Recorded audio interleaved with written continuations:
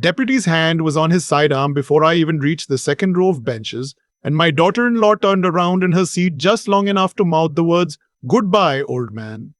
With a little smile she didn't bother to hide. My son wouldn't look at me at all. He sat there in a suit I'd probably paid for, studying his own knuckles like they held the secrets of the universe.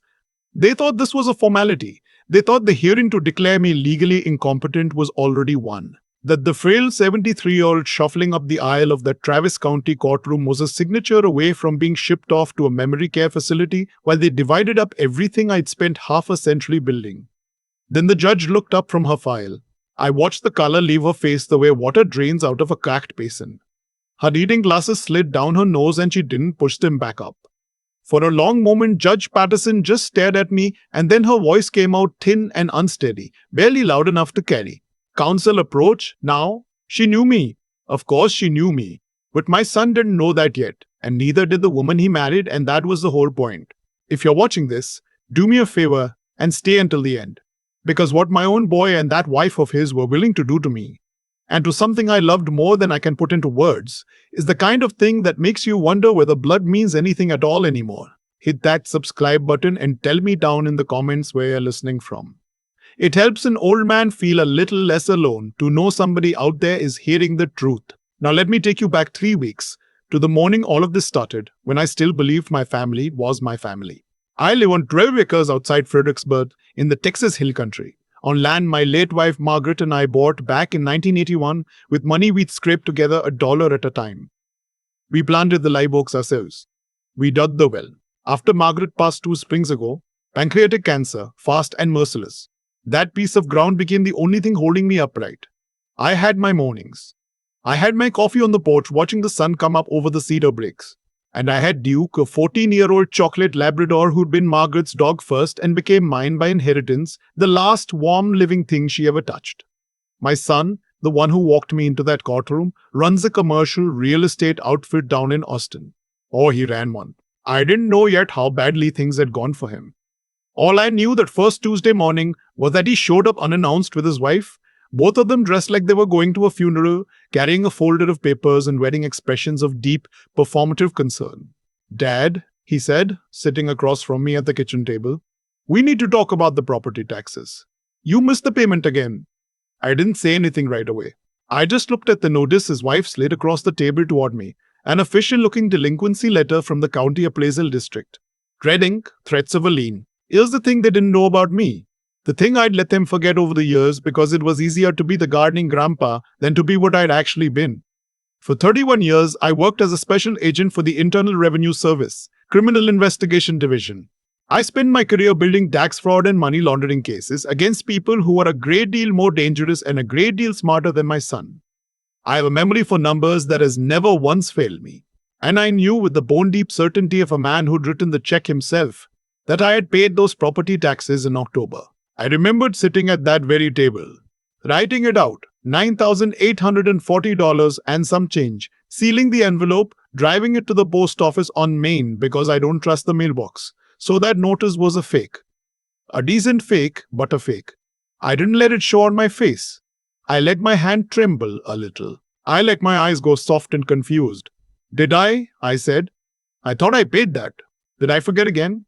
And I watched my daughter-in-law reach over and pat my hand, and I watched the tiny flicker of satisfaction cross her face. And right then I understood that my own family had declared war on me, and that they had badly underestimated who they were fighting. The next 2 weeks, things started disappearing. If you've lived alone long enough, you know the exact topography of your own house. You know where your keys live, where your glasses sit, which drawer holds the good scissors. My world started rearranging itself. My truck keys turned up in the freezer behind a bag of peas. My reading glasses, which I keep on the windowsill above the sink, vanished for 3 days and then reappeared inside one of my own boots. My checkbook went missing entirely. A younger man might have started to doubt himself. That's the whole design of it. You isolate the target, you scramble their environment, you make them question their own mind until they start agreeing with the story you're telling about them. I'd seen the technique before, just never aimed at me. My son still had a key to the house. So did his wife. I'd given it to them years ago, back when I still thought of them as people who might check on me out of love. Then they came for the worst thing they could have come for. It was a Thursday. I had driven into town for feed and to pick up a prescription. And when I got home, Duke didn't meet me at the door. That dog had met me at the door every single day for 14 years. And on that day, he didn't. And I knew before I even found him that something was terribly wrong. He was lying on his side on the kitchen floor, breathing in these shallow, rapid heaves, a thin string of drool pooling on the tile, his back legs jerking. There was vomit by the back door. I'm not going to tell you I stayed calm because I didn't. I scooped up 65 pounds of dying dog with arms that hadn't lifted anything that heavy in years.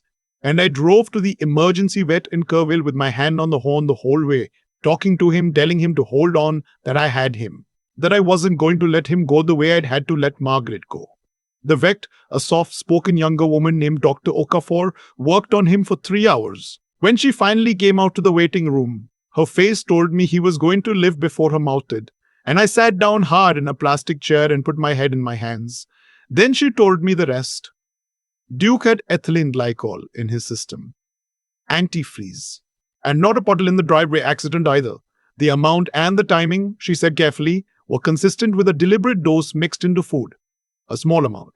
Calculated. Enough to make a dog catastrophically sick without quite killing him. Enough to manufacture a crisis. Enough to put in front of a judge as proof that the confused old man on the property couldn't even keep his pet safe anymore. I sat in that waiting room and something inside me went very cold and very quiet. I want you to understand what I'm about to say because it matters. The grief I've been carrying around, the grief of a father whose son had turned on him, it didn't get bigger in that moment. It went away. It was replaced by something I hadn't felt in over a decade. Something I'd retired and put in a drawer along with my badge and my service weapon. The hunter woke up. Because in 31 years of chasing money, I'd seen the playbook of poisoning a man's animal exactly twice, and both times it was the same kind of people. Once it was a Gulf Coast outfit running cash through shrimp boats. They killed a federal witness's horse to send a message.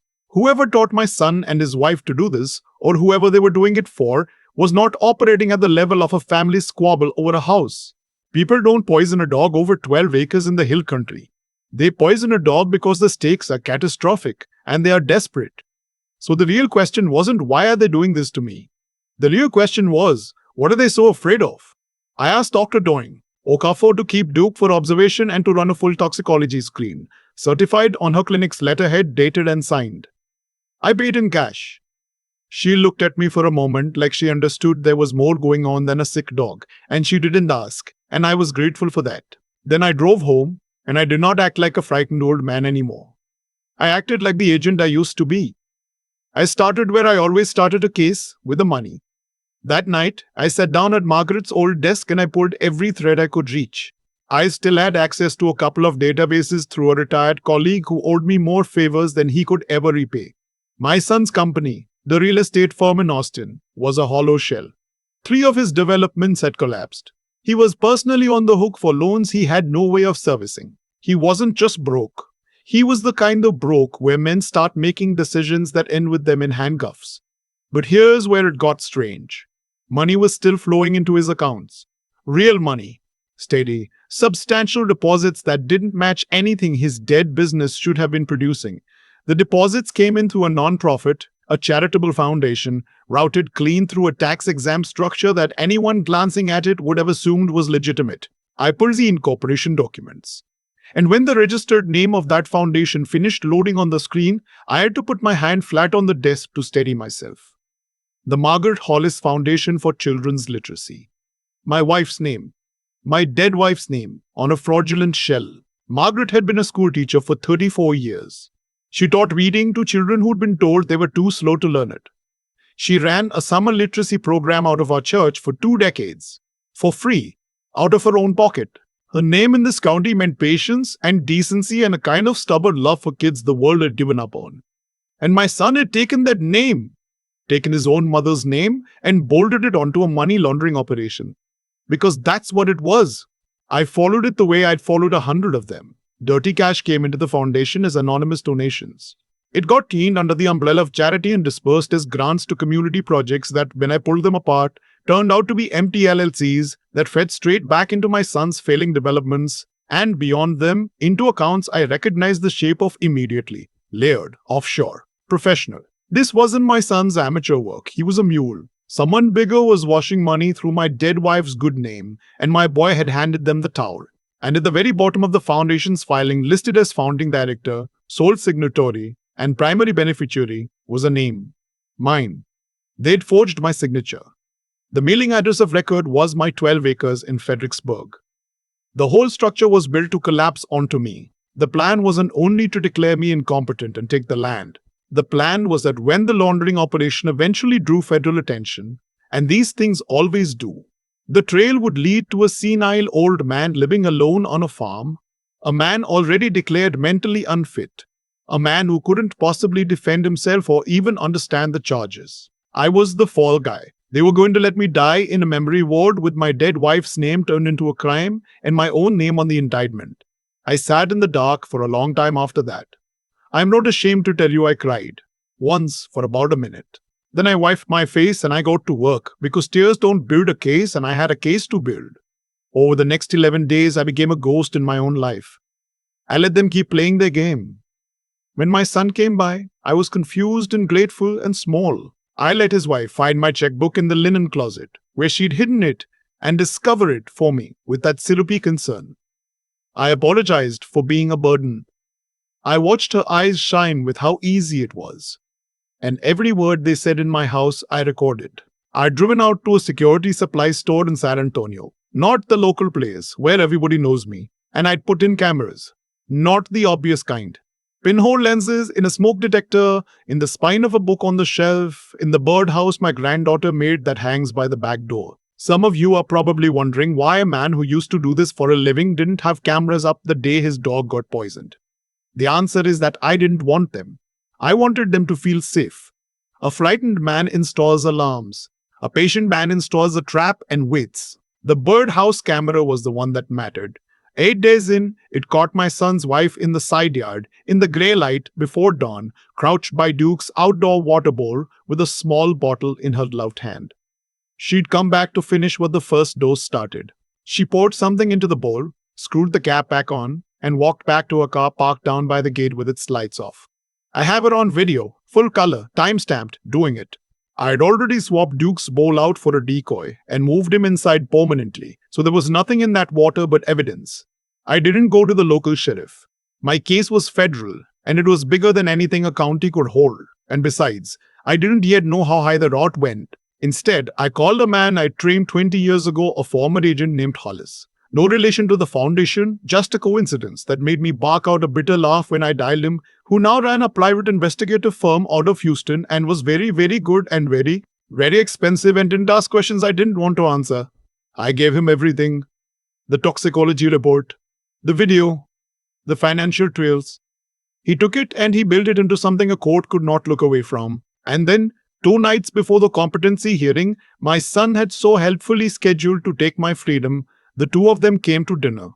They came to bloat, though they'd have called it caring. His wife cooked, in my kitchen with my pots. She'd brought wine. They sat me at the head of my own table like a child at his own going-away party. And over the course of that meal with a recorder running under my collar and another in the salt cellar, they told me everything in the language of people who think they're talking to someone who won't remember it. My son told me the facility in Austin was really nice, Dad, you like it there. His wife told me not to worry about the foundation paperwork, that they'd handle all of that.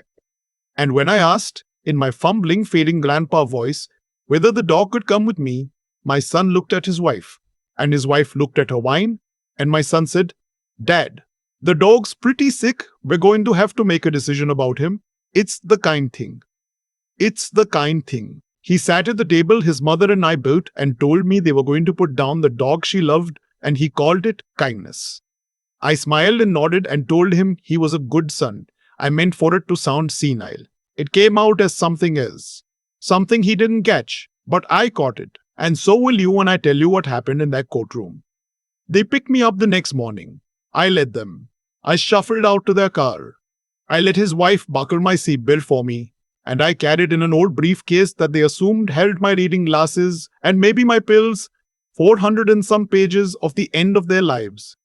So now you know why Judge Patterson went pale when she looked up. 30 years ago, when she was a young federal prosecutor and I was a young agent, we worked a case together.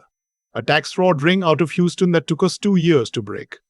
She put them away on evidence, I gathered. She knew exactly what I'd been, exactly what these hands had done for a living, and she was looking at a file that had me listed as a confused incompetent who didn't know what day it was. She knew that was impossible, and she just watched my daughter-in-law mouth, "Goodbye, old man," across her own courtroom. "Counsel approach," she said again, and her voice had steel back in it now. My son's attorney went up looking confused. I stayed standing where I was, and I spoke clearly in a voice none of them had heard from me in 3 weeks. "Your Honor, before this proceeds, I'd like to enter some documents into the record, and I'd like to do it myself." The whole room turned. I felt my daughter-in-law's head snap around. I didn't look at her. I opened the briefcase. I will not pretend it took long, because it didn't. I'd spent my career learning how to hand a judge exactly what she needs in exactly the order she needs it. The forged foundation documents with my signature I never wrote. The financial trail mapping $15 million of laundered money, flowing through my dead wife's name into my son's accounts, and out the other side to people whose names I'd read aloud and watched the bailiff's posture change. The certified toxicology report on Duke. And then the video. They played it on the courtroom monitor. My daughter-in-law crouched in the grey dawn by a dove's water bowl, pouring poison. I heard her make a sound I'd never heard a person make before. My son stood up and then didn't seem to know why he'd stood up and sat back down. His attorney was very quietly putting papers back into his bag, the way a man does when he has just realized he is no longer involved. Judge Patterson called a recess and made 2 phone calls. And when court resumed, there were 3 federal agents standing at the back of the room who had not been there before. I knew one of them. He nodded at me. I nodded back. The competency petition was dismissed. That was the smallest thing that happened that day. My son was arrested at the defense table for conspiracy to commit money laundering and identity theft. His wife was arrested for the same, plus animal cruelty, which in Texas is a state jail felony, and which I made sure the local prosecutor pursued separately and aggressively, because some of you in the comments are going to want to know that she paid specifically for what she did to that dog. And she did. They cried. Both of them. She begged. She turned around to me from where they cuffed her and she said, "Dad, please." And that word in her mouth was the most obscene thing I heard in the whole ordeal. I stood up. I'm an old man and it takes me a second to get to my feet now. And the room waited while I did it. And then I said the only thing I had left to say to either of them. "You stopped being my family the morning you poisoned a 14-year-old dog to steal a dead woman's name. I gave you everything I had. You looked at me and saw a bank account with a pulse. Well, the pulse turned out to be a problem for you, didn't it?" I looked at my son. I wanted to feel something. I'd looked for it for 3 weeks, some last ember of the boy I taught to fish on the Pedernales. There was nothing there. They'd burned it out themselves. "Enjoy the accommodations," I said. "I hear the federal ones are nicer than the place you picked for me." And I picked up my empty briefcase and I walked out of that courtroom into the Texas morning, into sunlight so bright it stung. And for the first time in 3 weeks, the weight came off my chest and stayed off. I drove to Kerrville and I brought Duke home. "Doctor?" Okafor walked him out to my truck herself, and that old dog put his front paws up on the seat and looked at me with his cloudy eyes like he'd never doubted I'd come back. And I held his graying muzzle in both hands, and I'll admit I lost it right there in the parking lot. He's good now. Snowed, old, deaf in one ear, but good. He sleeps on the porch in the sun. There was one more thing I had to do, and I did it that same week. I sat down at Margaret's desk with a real lawyer this time, an honest one, and I built a real foundation. The Margaret Hollis Foundation for Children's Literacy exists now. For true, funded by the entire value of the 12 acres, which I placed into an irrevocable trust so that no son, no court, no greedy hand will ever touch it again. When I'm gone, the land becomes a working education center for kids who've been told they can't learn to lead. Her name will mean what it always meant. I took it back. Some evenings I sit on the porch with my coffee and Duke's head on my boot, and I think about how close they came. Not to taking the land, to taking my name, my mind, my dignity, the last good thing my wife left behind. And I think about the lesson, which is the only thing I have to offer you in exchange for sitting through an old man's story. Blood is not loyalty. It never was. The people who are supposed to love you can look at you and see nothing but what you're worth, And when they do, you owe them no debt that requires you to lie down and let them have you. Protecting yourself is not cruelty. Believing someone the first time they show you who they are is not bitterness, it's just sense. They thought I was a frail old man. They were half right. I am old. If this story meant something to you, subscribe and tell me in the comments where you're watching from. An old man on a porch in Texas would like to know you're out there. I keep coming back to the morning I found Duke on that kitchen floor, because that was the moment everything turned. Not the forged tax notice, not the keys in the freezer, not even the courtroom.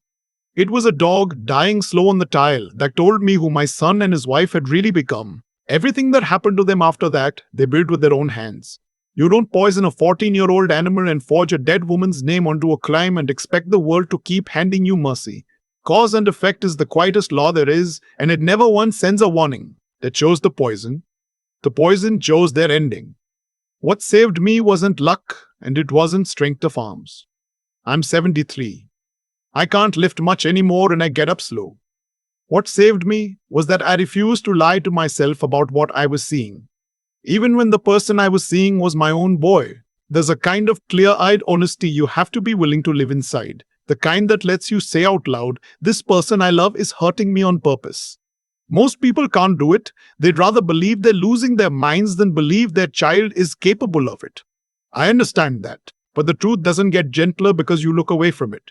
I want you to take 3 things from an old man on a porch in Texas. The first is your own decency. The part of you that knows right from wrong even when wrong would be easier and pay better. My son traded his away one decision at a time, and by the end there was nothing of him left that I recognized. Guard that part of yourself like the land your grandparents bought. The second is your mind, kept sharp and kept honest. I won my freedom with a memory for numbers and the patience to gather proof instead of throwing accusations. Anybody can shout. Few people can sit quiet, watch carefully, and let the facts do the convicting. Learn to be that person. The third is the plain refusal to fold. There were nights I sat at Margaret's desk so tired and so heartbroken I wanted to just let them have it all. I didn't. You set your feet and you do the next hard thing, and then the one after that, until the work is done. Margaret used to tell her students that being smart without being good just makes you dangerous, and being good without being tough just makes you a target. She was right about that the way she was right about most things. You need all 3 working together or the world will find the missing one and use it against you. Duke sleeps on the porch now, in the sun, deaf in one ear and perfectly content. The land carries Margaret's name for real this time. And I'm still here, which is the part they never planned for.